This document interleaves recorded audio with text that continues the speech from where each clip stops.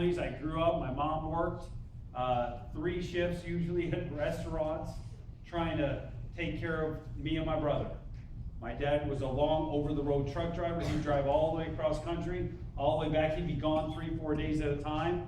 And I gotta be honest, he was usually grumpy when he was home, so I didn't mind him being gone a lot of the time, right? My parents fought about money, and my dad did all the yelling, and my mom did all the taking of it. And being a boy, a young son, I was very protective of my mom.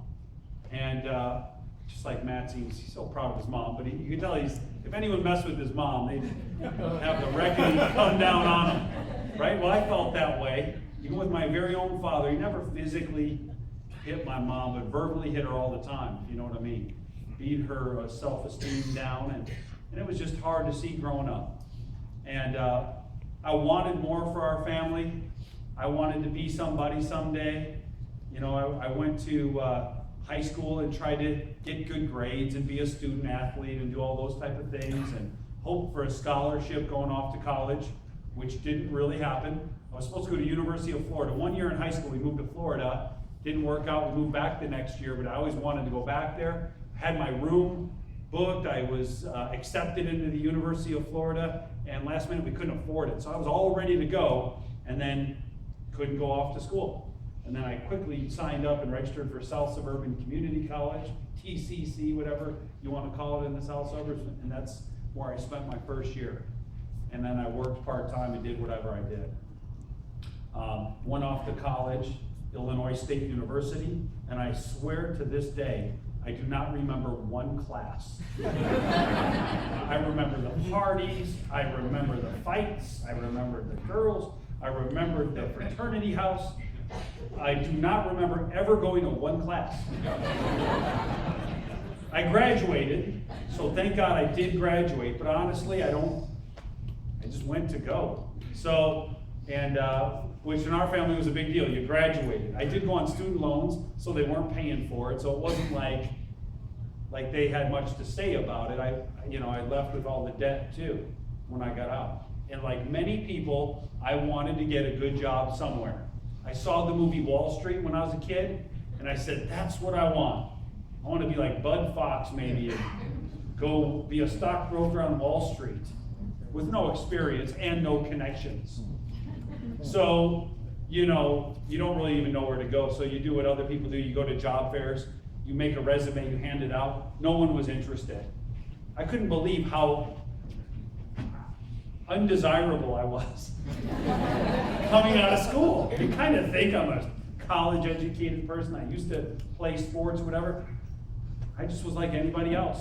My resume went onto a stack that thick, and nobody picked me up until finally I interviewed with Bankers Life and Casualty, and I think they were going to accept me, 100% commission, and then Money or something like Mutual of New York or something. There used to be a and maybe it's still out there, but they were going to maybe hire me, and then a company called Federated out of Minnesota had a salary, and even though the salary was 36 grand a year, it was a salary. And that's what I was born, raised, and bred to go after. Some sort of job security. So I took the one with the salary.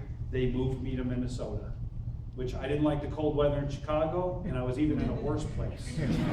No offense, Zenith, but I was about an hour south of Minneapolis, and you plug your car in at night so the oil pan doesn't freeze and you can start in the morning. It's that bad. And I lived in an apartment, parking outside. Anyway, after being out there, for a 1-year training program on salary, they put you in the field to cold call businesses to do risk analysis and try to do their corporate insurance. At the age of 22, I'm out there cold calling, trying to get general contractors, machine shops in Milwaukee, which is where I was. I somehow got transferred. By the way, when I was coming out of their training program, they said, don't worry about being in this ungodly cold weather in Minnesota. When you graduate the 1-year training program, you can pick anywhere to work in the United States that you want. Just write down on the sheet the 3 main areas that you'd like to go to, and you'll get one of them.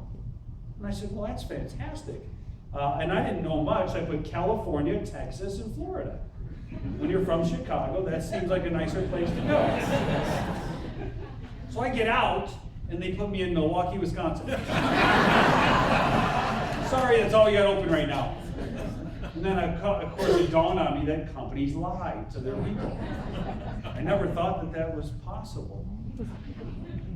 And I end up in Milwaukee, and at first it seemed like it was going to be fun. No offense to those of you north of the border, but it's just a small suburb of Chicago up there. It's a little colder, much the same. City's a little smaller. People are nice.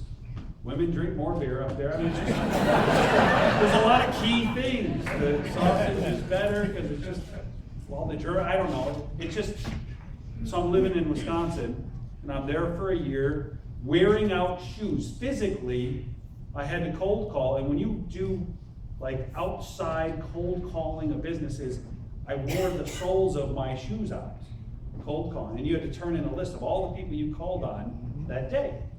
And you sometimes go all year or two to try to get one piece of business. Talk about rejection. Talk about disappointment. But talk about building thick skin.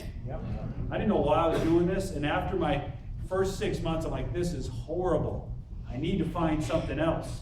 And I started to just boil up inside and knew that I needed to find a new career. I needed to find something I enjoyed. I needed to find something that would pay me what I'm worth. And I had no idea where to look until the one infamous day when a guy from my apartment complex handed me a videotape. And the guy's name was Dean Chang, and the videotape was a VHS tape. And I didn't know this until now, but he was not a salesman or a marketer.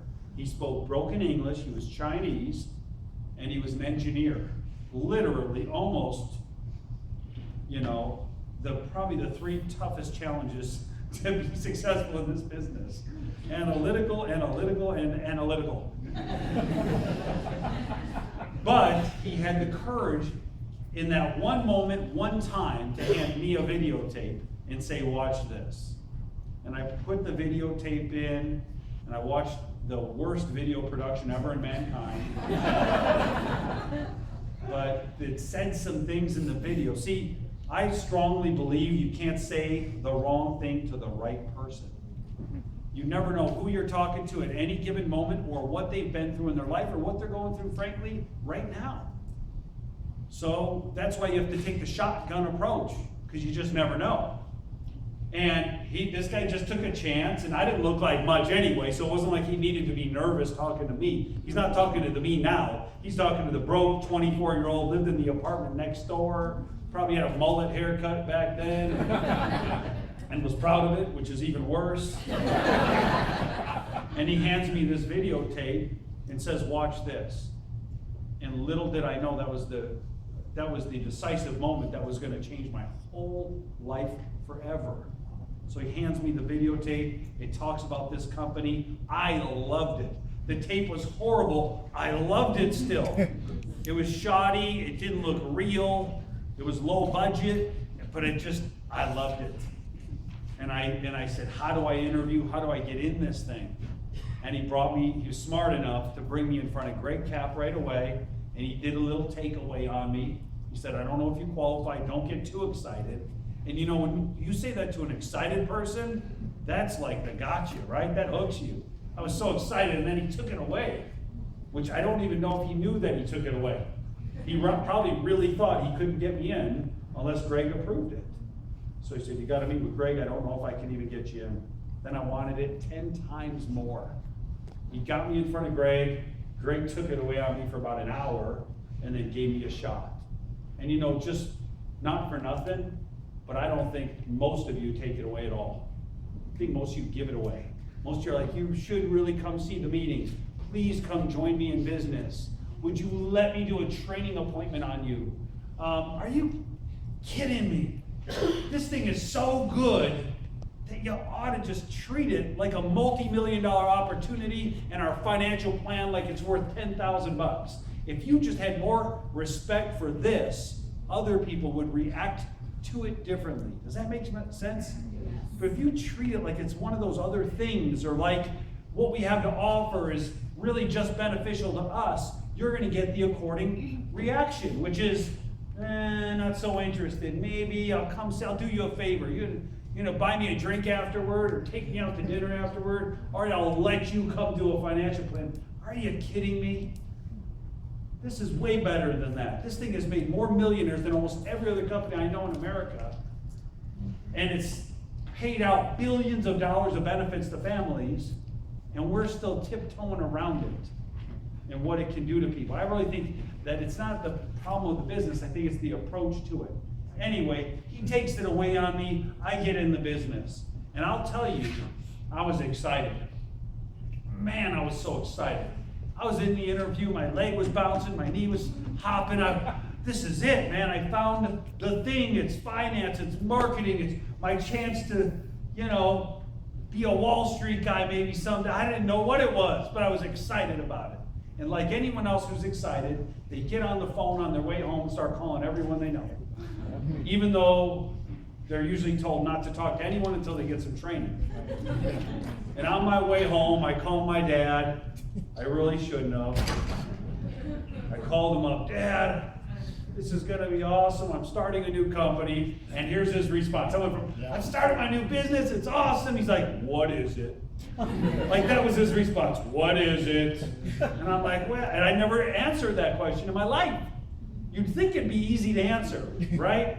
But it's really kind of not. I'm like, well, it's, you get some people and it's insurance and you build a team. He goes, stop.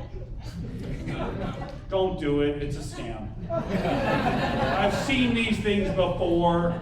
Just don't do it. How much did you spend? I'm like, $200. He goes, oh, it's gone. Kiss it goodbye. I'm like, all right, thanks, Dad. Then I hung up. I call my best friend. And he grew up by me, just same life, same upbringing as me. We always had this pact that when we got older, if either one of us found something that could make us rich, we'd bring the other one in on it, right? Yeah. And so I call him up, and his name is Art. And I said, Art, dude, I found it. And he's like, well, what is it? Just like my dad, I knew better. So I didn't answer. I said, man, it's awesome. And he's like, okay, well, what is it? We're going to be rich. And he said, well, how are we going to be rich? And I'm like, well, it's just, it's just great. I couldn't say anything. He's like, well, how much have you made so far? I'm driving home from the interview. I'm like, nothing? He goes, well, when you make some money, give me a call. Talk to you later, bro. Hung up. 0 for 2. I needed some rehabilitation, not resuscitation. So I call my mom, because she's always a pushover, right? Moms and their sons. I'm the baby. Yeah. She loves everything I do, right? I mean, Mom, I blew up a building, killed 1 million people. Oh, that's sweet. I love you. It's just how she is. Moms are that way sometimes. So I call my mom up. Hi, Mom. Hi, baby. And I'm like, hey, Mom, I'm so excited. Oh, I'm happy when you're excited. And I'm like, Mom, I found a new business. I'm going to own my own business. And silent. Because she grew up blue-collar family, everything. Her little baby son graduated college and wears a suit to work. It didn't matter how much I made, how happy I was white collar, wore a suit to work, and graduated college. She's so proud of me, she didn't want me to mess that up. So she's like, honey, you already have a job. And I'm like, yeah, but that's like a job, and this and that. This new thing is awesome. I'm going to be rich. She said, well, what's your starting salary? And I'm like, I don't think there is one.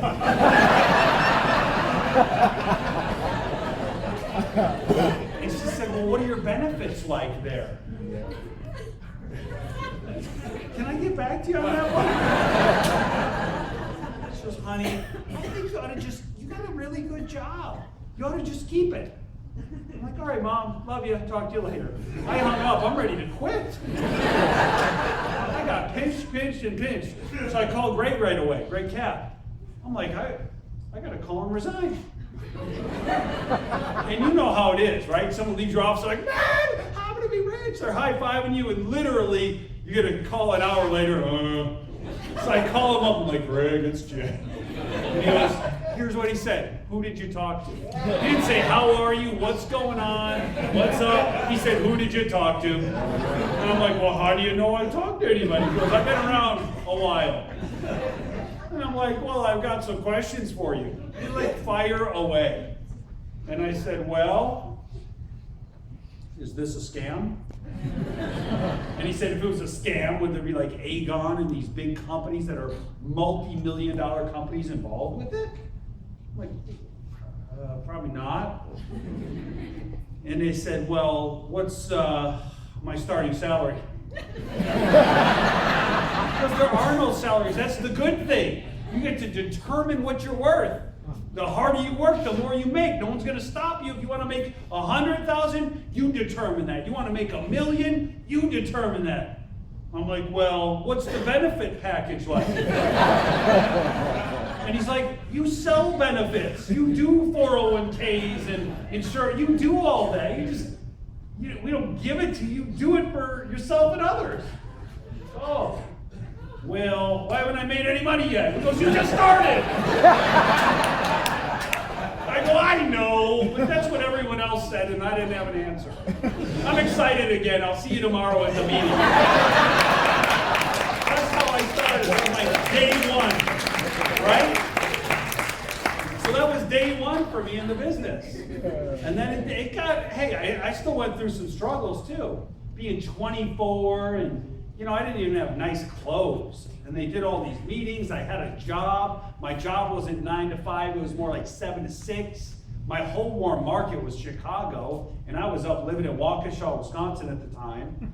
And, I get off of work and you got to go make something happen from like 7 at night to 11. And on the weekends. And I did, man. I hustled. I was driving back and forth all the time on appointments to Chicago. And not Chicago, not like North Side. Well, I'm from the South Side. Chicago Heights, Country Club Hills, all the way down there, Matson. So it's a 2-hour drive one way if you're lucky. So I jump in the car after work imagine going on a field training appointment. One of your old friends from high school says, yeah, you can come over and do a financial needs analysis. You're like, great! And you jump in your car and drive 2.5 hours after work, and they're not home.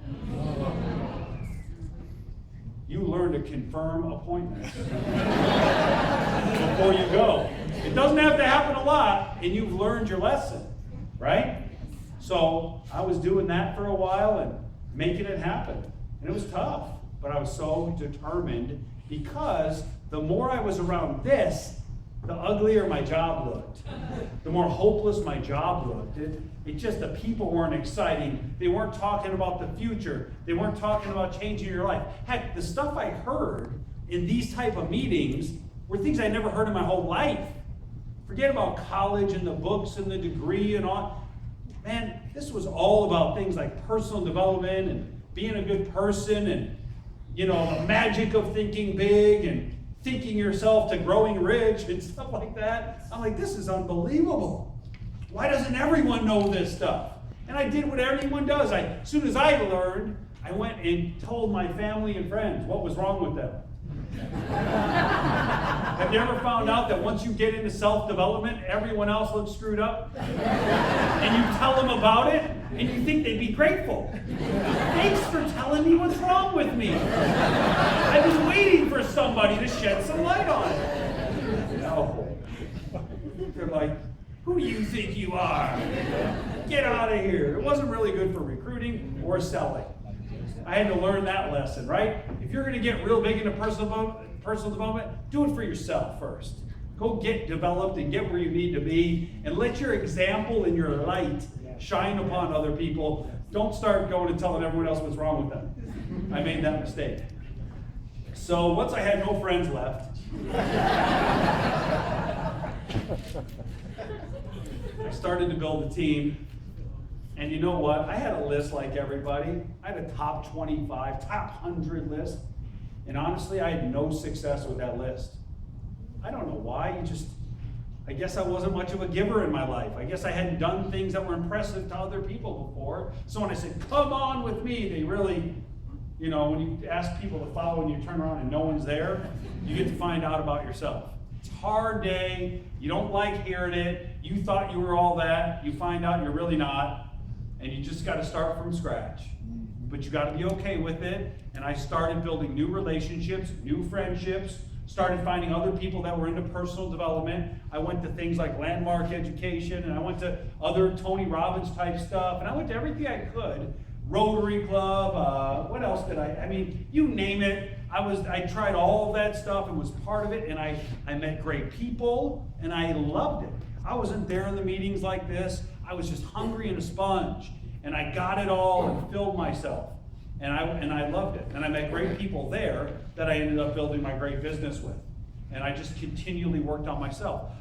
On the way to Chicago, I got into these personal development books on tape. This is back when everything was in cassettes, you know, and you get a book on tape and it was one cassette. One side was an hour, the other side was an hour. And so on the way down, 2 hours, I'd listen to a whole book on my way to Chicago. And then on my way home, I'd pop in another one. And I was taught the biggest investment, the best investment you can ever make is not stocks, bonds, or mutual funds. It's back into yourself. So, you know what? I decided that any amount of money it would cost to buy those tapes or go to the seminars, I would do it. I just made a decision. One time in my life, I knew I could write it off, and I knew it would give me a chance of increasing the source, the cause of all this great future. So I invested a lot. I had boxes full of these books on tape, and I loved it. And I'd get home, so I would leave on a Wednesday, drive 2 hours, listen to a book, drive home 2 hours, listen to another book, and I would actually return home smarter than I left, wiser than I left in one day. And I'm like, I just learned lessons that some people never learned their whole life in one night, driving to Chicago and back. So I turned a bad situation into a very good situation. And I think I learned just to turn anything that looks like lemons into lemonade just the rest of my life. I really believe everything comes down to the way you look at it. Bad stuff is going to happen to us our whole life. But what really matters more importantly than what happens to us, it's how we react to it. So I decided I really need to get good at just looking for the positive in anything that happened to me, and that's what I started to do. So I looked for the positive, I would turn it around, make it into something great for me and other people around me, and in a matter of 6, 7, 8 months, I was a totally different person than I was when I signed up for the company. Not only did I hit the position called SMD, 8 months later after starting, I was just not even the same person. I would go see people that knew me, and they would say, there's something different about you. But I can't put my finger on it. And I said, well, I don't know. I feel like the same guy you've always known for 10, 12 years, but thank you. And I don't know if it was the way I carried myself. I don't know what happens when you gain a lot of wisdom, but I just knew that I started to get wise beyond my years, and it served me after that. So if someone's not telling you, hey, you seem very different. If they say, you're just like I remember you, watch out, man. You don't want someone to say that about you ever. I don't want to be. Nothing's wrong with me and nothing's wrong with you. But the only thing is God gave us whatever amount of time we got left here, we're supposed to keep getting better. We have the capacity now to reflect what we learn off of everything else we've experienced. We've got higher capacity, better reflection, more ability to use what we gain now. Why would we stop growing now? Why would we shut it down now when it would serve us the most? And I will tell you, I've seen it happen all too many times. And I would tell you, you got to keep growing. So I kept growing. My business kept growing. Leadership problems. You know, your team, your first team, you start to build a bit of a team. As Matthew showed in this picture, you go, see all those people? None of them are here. I got like 22 versions of that. See that whole team? None of them are here. And that whole team? None of them are here. This was my old Michigan team. None of them are here. But you know what? It doesn't matter. The ones who stayed, stayed. And it was enough to build a big business and serve lots of people. Now here's my only hope. Those that came and left, hopefully still have the product, still have a financial plan, still are saving money, still are properly insured, still are reading the good books we recommended, and I hope they're successful in whatever endeavor they take. I hope they just had a good experience here, whether they made this a career or not. And by the way, I hope the same thing for all of you.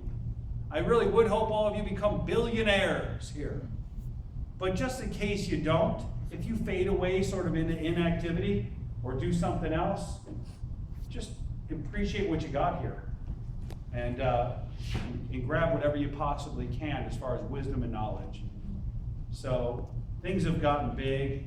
Times went dark, times were bright, teams happened. One of my biggest letdowns were good friends that just, to me, it felt like they kind of, turned on me or stabbed me in the back or did this or that along the way. And I don't know if it was my own fault, theirs. It doesn't even matter now. What I found is it doesn't matter. Right. It's all part of the leadership process. It's part of growth. It's part of development. And I'm telling you this, you can't do anything great. You can't make an omelet without breaking some eggs. You can't do anything great in life without having a lot of adversity. Right. Usually, the more adversity that you face, the bigger life you're about to have. So if you're not faced with if your life's going real easy, watch out. Something bad's probably right around the corner. It's going to grab you. But if you seem like you're in a storm and you're wondering if you're going to make it out, that's an indicator that probably if you stay the course, something great's right on the other side. I would tell you that. Let me show you just a little bit right now what my business looks like. I just want to share this with you because things are good. I know you're way back there and you probably won't even be able to see the numbers. You know how numbers work in the business. Let me show you this. There's my numbers, okay, for the last 12 months. I'm not proud of all of them, and some of them I'm whatever. Do you know that in the last 12 months I recruited personally, because I'm the best recruiter in the world. I know every answer to every objection. I'm proof that this thing works. I drive a nice car, have a nice house, have a wonderful family. I've got all the things all the signs of success. Still recruit like 1 a month, maybe 1.5. That's all. With all that, you think I'd recruit 1,000 a month just by waving my magic wand. Come on in, everybody. Let's open my doors to my office. Come in and sign up. That's what people think. It was easier when I was new. You know why it was easier? Because people could relate to me more. Now people see me drive up in a Maserati and they know I have this great life and I'm like, man, I can't do what that one does. But back when I was just like them, they said, I could do it if you could do it.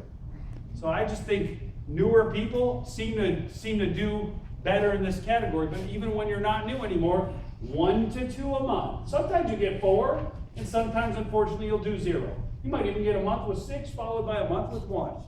But the reality is, in 19 years, I've averaged 1.5 personal recruits a month. That's it. I don't think there's a person in this room that can't recruit 1.5 people a month. Right? Is there anyone here that thinks you can't attract, even if you're not a good recruiter, don't you think you could find 1 or 2 people a month that might see what you see in this business? Certainly. If you do that, here's what happens. Eventually, all this recruiting turns into points because everyone you bring in needs to become a client. Who doesn't need our financial services, right?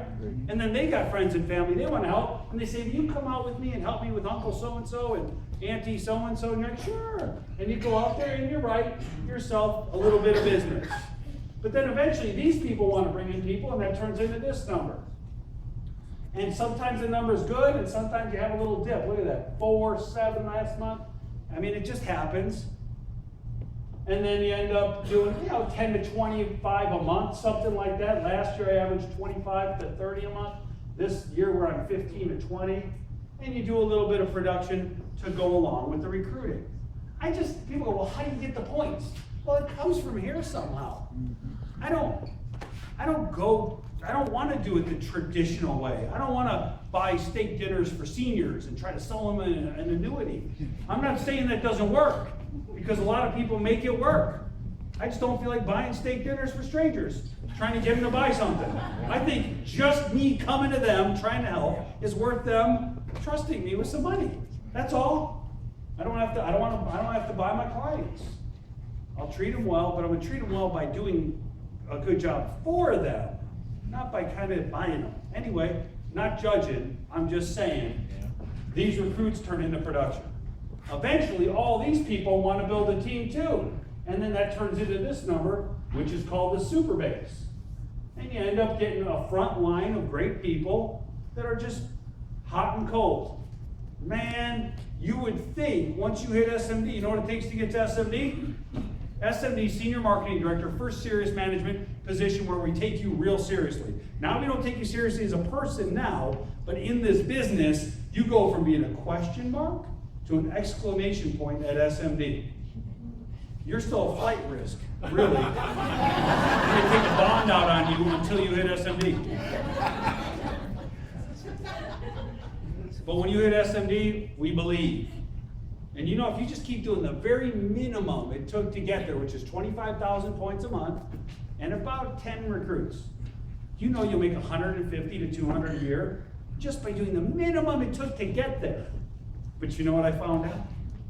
A lot of people hold that position in such high regard, they get there and never do it again. Or they think, I made it! I'm done! No, you're not done, you're just starting.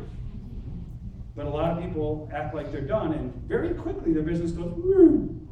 Because it's not a business of titles. You don't have tenure. It's just what have you done lately? I hate to say it. So you get there, and that's the start. You maintain the minimum, you make about $150 a year, which is enough to be full-time and live a decent life. Now, if you can build other frontline people, from then on, this thing starts to go into this category. And now look, last year, I recruited 1 a month, but my team recruited 1,500 a month. And we're just warming up. That's not my whole team. They only reflect your base through 6th. I've got 7th, 8th, 9th, and 10th generations now. I don't even know what they do. I don't even see it. It's there though, I know it. I met them. I'm like, who are you? I'm a so-and-so superstar.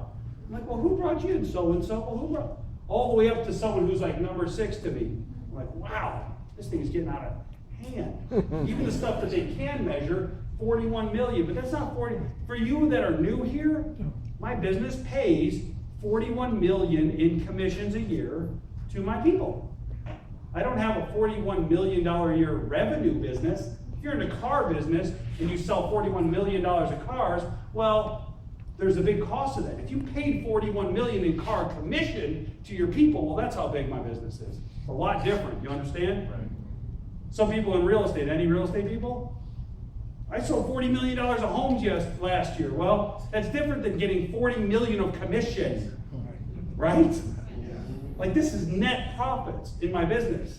Net profits, 41 million. But look where it was. A year ago in May, we did 2.7 million. This year in May, we did 4.9. That's not a 100% increase, but that's a lot. Which, you know what, it's easy to do that if you got a really small business, but I already got a big business. When you're doing 30 million and you go up by 40, 50%, how does that even happen? That's huge. And all I'm saying is, it all came from 1 to 2 personals a month.